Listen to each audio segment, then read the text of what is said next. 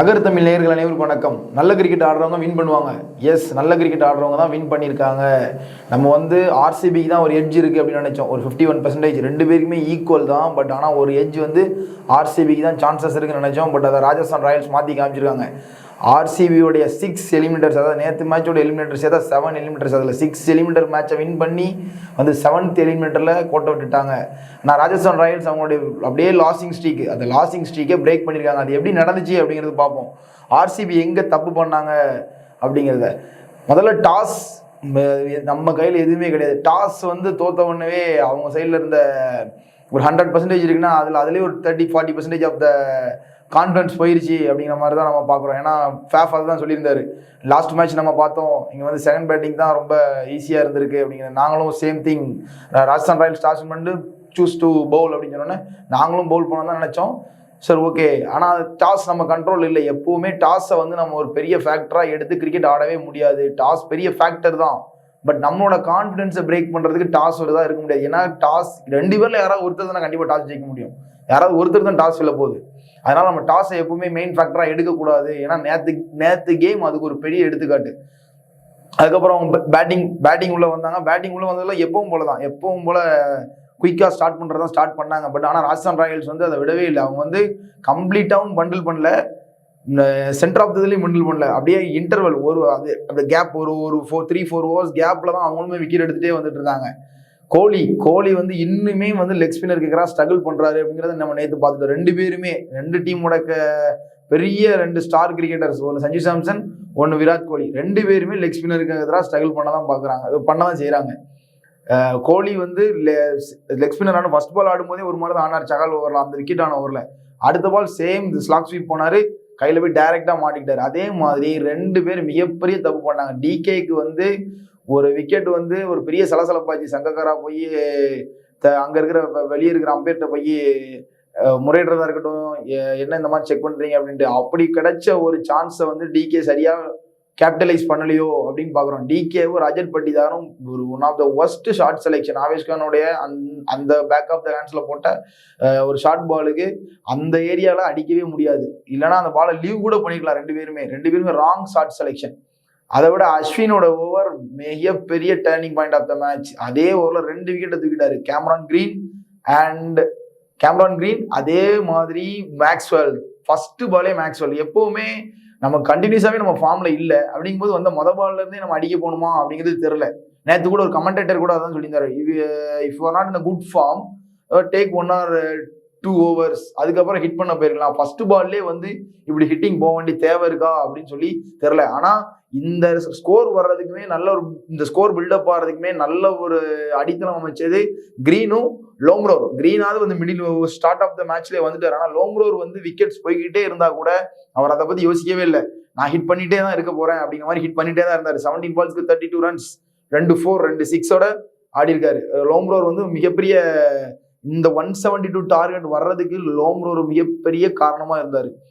அதுக்கப்புறம் அவங்களோட ஆவேஷ்கான் வந்து அவுட் ஆஃப் த கான்டெக்ஸ்டா 3 விக்கெட் எடுத்துட்டு போயிட்டாரு. அவருடைய ஓவர்ஸ் வந்து இந்த ஐபிஎல் முழுக்கவே அவங்களுக்கு அடி வாங்கிட்டே தான் இருந்திருக்கு.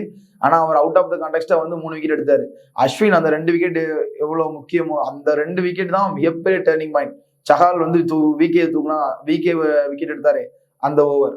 இந்த 3 ஓவர் தான் அஸ்வினோட ஒரு ஓவர், சகாலோட ஓவர். சகால அதுக்கப்புறம் ஃபுல்லாவே அடிச்சுட்டாங்க. 43 runs ஆடிருக்காங்க 4 ஓவருக்கு. ஆனா அந்த ஒரு விக்கெட்டுக்காக தான் சகால் இருந்தார். அந்த ஒரு விக்கெட் எடுத்துட்டாரு அவங்க மேட்ச்ல. அது மாதிரி 172 டார்கெட் போட்டாச்சு. சென்னை மேட்ச்ல இருந்த அந்த ஒரு 100% of the effort, 500% of the effort RCB பண்ணாங்கன்னா அந்த எஃபர்ட் வந்து நேற்று இல்லையோ நம்ம அப்படின்னு பாக்குறோம். மேக்ஸ்வெல் கையில இருந்த கேட்சை விடுறாரு. அந்த மாதிரி கேட்சஸ் நிறைய மிஸ். ஃபீல்டிங் ரொம்ப ஸ்லாப்பி ஃபீல்டிங், ரொம்ப வெரி வெரி ஸ்லாப்பி ஃபீல்டிங். கைக்கு வர்ற பாலெல்லாம் 4 விட்டுட்டு இருக்காங்க. அந்த மாதிரி ரொம்ப ஒஸ்ட் ஃபீல்டிங் இருந்த மாதிரி நம்ம மேட்ச் பார்த்து நம்ம எல்லாருக்குமே ஃபீல் ஆயிருக்கும். அதே மாதிரி எப்படி இவங்க சேஸ் பண்ணாங்க, இவங்களுமே வந்து அப்படியே ஒன்றும் கன் ஃபயர்லாம் பண்ணலை. ஃபர்ஸ்ட் ஜெய்ஸ்வாலும் கேட்மோரும் கொஞ்சம் ஒரு குயிக் ஸ்டார்ட் பண்ணாங்க. அதுக்கப்புறம் ஆனால் நடுவில் ஸ்லோ ஆச்சு. அதுக்கப்புறமா இவங்களுக்கும் அந்தந்த இன்டர்வல் கேப்ல இவங்களுக்கும் விக்கெட்ஸ் விழுந்துட்டே தான் இருந்துச்சு. ஒரு 36 ரியான் பராகும், ஒரு 45 எஸ்காஸ் விஜய்ஸ்வாலும் ஆடினாங்க. இதுதான் ஒரு பெரிய ஹெல்ப்ஃபுல். எப்படி நம்ம போன வீடியோவில் சொல்லியிருந்தோமோ ஹெட்மேயர் வந்து அவங்களுக்கு கண்டிப்பா 11th இருக்குன்னு சொல்லி தான் அவர் வந்து இம்பாக்ட் பிளேயர் ஆனாரு. ஹெட்மேயர் ஒரு மிக மிக இம்பார்ட்டன்டான ரோல் பண்ணிருக்காரு. 14 பால்ல 26 runs, 3-4 ஒரு 6 அடிச்சிருக்காரு. அதுதான் வந்து அந்த எண்ட் ஆஃப் த மிடில் ஓவர்ஸ்ல வந்து ராஜஸ்தானுக்கு என்னென்ன லாஸ்டா இருந்த ஒரு சில பிரச்சனைகள்ல சரி பண்றதுக்கு ஒரு முக்கிய காரணமா இருந்திருக்காரு நம்ம பாக்குறோம். எப்படி ரோமன் பவுல் வந்து அவருடைய நேச்சுரல் பேட்டிங்கை விட நேற்று கொஞ்சம் டிஃபரெண்ட் ஆனார். அவர் எப்பவுமே பால் வந்து டப்புன்னு அடியே தான் போவார். ஆனால் நேற்று அதெல்லாம் பண்ணல. பால் பார்த்து கேப்ல பிளேஸ் பண்ணாரு. நேற்று பாலை அந்தந்த கேப் பார்த்து கேப்ல தட்டுற வேலையை பார்த்தாரு. அவங்களோட கேப்டன் சஞ்சு சாம்சன் எப்படி காமன் கம்போசரா ஹாஃப் ஆஃப் த ஐபிஎல் வரைக்கும் ஆடினாரோ, லாஸ்ட் ஒரு 5 மேட்சஸாவே அந்த காமன் கம்போசரா அவர் ஆடல. நேற்று மேட்ச்லயுமே அதே மாதிரி தான் அவர் பண்றாரு. கரண் சர்மா அவருக்கும் இந்த லெக் ஸ்பின்னருக்கான ஸ்ட்ரகிள் இருக்கும். எப்படி லாஸ்ட் 2 இயர்ஸ் நம்ம ஆர்சிபி எதிராக பார்த்துருவோம். அசரங்காவை பார்த்தாலே ஒரு நர்வஸாவே இருப்பாரு. அதே மாதிரி அந்த கரண் சர்மாவை டேக் ஆன் பண்ணணும் அப்படின்னு சொல்லிட்டு ஃப்ரண்ட்ல ஒரு 2 மீட்டர்ஸ் வந்து நிக்கிறார். ஒரு அவ்வளவு பெரிய பேட்ஸ்மேன் ஒரு 2 மீட்டர்ஸ் முன்னாடி வந்து ஆடிட்டு இருக்காரு. டிகே ஈஸியா பிடிச்சி அடிச்சுட்டு போயிட்டாரு. அது ஒயிட் பால் வெறும் ஒயிட் பால், அதை பிடிச்சி ஈஸியா அடிச்சுட்டு போயிட்டாங்க. ஆர்சிபியோடைய லாஸ்க்கு முக்கியமான காரணம் அவங்களோட கான்பிடன்ஸ் லாஸ் பண்ணது டாஸ்ல. அது ஒரு முக்கியமான காரணம்.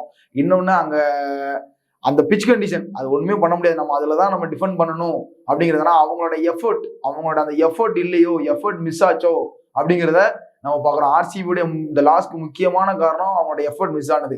அதே மாதிரி ராஜஸ்தான் ராயல்ஸோடைய வின்னுக்கு காரணம் அவங்களுடைய ஹோல் டீமா ரொம்ப பெர்ஃபார்ம் பண்ணியிருக்கிறது. ஜெய்ஸ்வால் ஒரு 45, கேட்மோர் ஒரு 20. அவங்களுமே வந்து அப்படியே ஒரு 2 மேனா ஒரு 1 மேன் கேம்லாம் 2 மேன் கேம்லாம் ஆடல நினைத்து அவங்களுமே அப்படியே ஒரு ஸ்பிளிட் அப் பண்ணி தான் ஆடிருக்காங்க. லாஸ்ட் ஓவர் அந்த 19th ஓவர் வின் பண்றதுக்கு முன்னாடி ஓவர் வரைக்குமே ஒரு ட்ரம்பிள்னஸ் அவங்கள்ட்டமே இருந்துட்டே தான் இருந்துச்சு.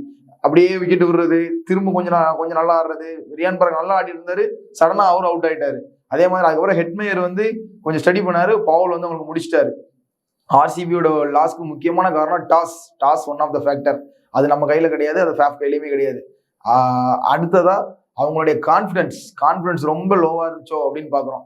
அதுக்கு அடுத்தபடியா ராஜஸ்தானோட ராயல்ஸ்க்கு வின்னுக்கு முக்கியமான காரணம் அஸ் அ கேப்டனா அவருடைய ரோலை சஞ்சு நல்லாவே பண்றாரு. ஆனா அஸ் அ பேட்டரா வரும்போது இன்னும் அவங்க வந்து எஸ்ஆர்ஹெச் அடிக்கணும். அதை நம்ம அடுத்த வீடியோல பார்ப்போம். எஸ்ஆர்ஹெச் எப்படி டேக் ஆன் பண்றாங்க ராஜஸ்தான் அப்படின்னு சொல்லிட்டு. எஸ்ஆர்ஹெச் அடிக்கணும் அப்படின்னா அதுக்கு அவர் ஃபார்முக்கு வர வேண்டியது முக்கியமான காரணம். ஏன்னா 1-down பேட்ஸ்மேனா வராரு. அவர் 1-down பேட்ஸ்மேனோடது முக்கியமான ஒரு ஸ்பாட் அது. அதுக்கு அடுத்து அதை வின் பண்ணாதான் அவங்க ஃபைனல்ஸ் இருக்கு. ராஜஸ்தான் வந்து இதே கேம் வந்து குவாலிஃபயர் 2ல ரிப்பீட் பண்ணாங்க அப்படின்னா வின் பண்றது கஷ்டமா தான் இருக்க போகுது. ஆனா இந்த மேட்ச் வின் பண்றதுக்கு அவங்க நல்ல ஒரு ஸ்பிளிட் அப்பா எல்லாரும் ஆடி வின் பண்ணிருக்காங்க. அப்புறம் எண்ட் ஆஃப் இது ஃபேன்ஸ், சிஎஸ்கே ஃபேன்ஸ் ஆர்சிபியை வாங்க் பண்றதா இருக்கட்டும், ஆர்சிபி ஃபேன்ஸ் சிஎஸ்கே வாங்க் பண்றதா இருக்கட்டும், விராட் கோலியோட எல்லாருமே சொல்றது விராட் கோலி வந்து ரொம்ப அக்ரெசிவா இருக்காரு. அவர் கிரிக்கெட்டுக்கு என்னைக்கு உள்ள வந்தாரோ நம்ம எல்லாருக்கும் இமேஜ் தெரிய ஆரம்பிச்ச டேல இருந்து அவர் அக்ரெசிவா தான் இருந்திருக்காரு. என்னைக்கு அவர் நான் அக்ரெசிவா இருந்திருக்காரு, இல்ல வந்து அவ்வளவு வெறித்தனமா கிரிக்கெட் ஆடாம இருந்திருக்காரு. அவர் வெறித்தனமா தான் கிரிக்கெட் ஆடுவார். அவர் நேத்து மேட்ச்லயும் அதே தான். அவர் தோக்குறமோ இதுல விட அவர் அந்த மொமெண்ட், விக்கெட் எடுக்கிற அந்த மொமெண்ட், ஃபீல்டிங் பண்ற அந்த மொமெண்ட், எப்படி அந்த ஒரு அக்ரெசிவா இருக்கிறதுனாலதான் அந்த மாதிரி ஒரு ரன் அவுட் அடிச்சாரு. வேற யாராவது அந்த இடத்துல வந்து அப்படி 65 மீட்டர்ஸ்ல த்ரோ பண்ண முடியுமா? த்ரூ கையில வந்து த்ரோ நிக்குது. அது அவரால்தான் பண்ண முடியும். அந்த அக்ரெஷன் தான் விராட் கோலி. அக்ரெஷன் இல்ல அப்படின்னா விராட் கோலி வந்து 50% கூட கிடையாது. இன்னைக்கு இருக்கிற விராட் கோலி 200%. அந்த அக்ரெசிவ் இல்ல அப்படின்னா இந்த கேம் அவர்கிட்ட இருக்காது. விராட் கோலினா அக்ரெசிவ் தான். அக்ரெசிவ் வந்து ரொம்ப ரொம்ப முக்கியம். விராட் கோலி யார் என்ன மீம்ஸ் போட்டாலும் சரி, என்ன மார்க் பண்ணாலும் சரி, அவங்களுக்கு ஈசால கப்புன என்ன ஆனாலும் சரி, விராட் கோலினா அக்ரெசிவ் தான். Thank you so much. இன்னொரு இதுல பார்ப்போம்.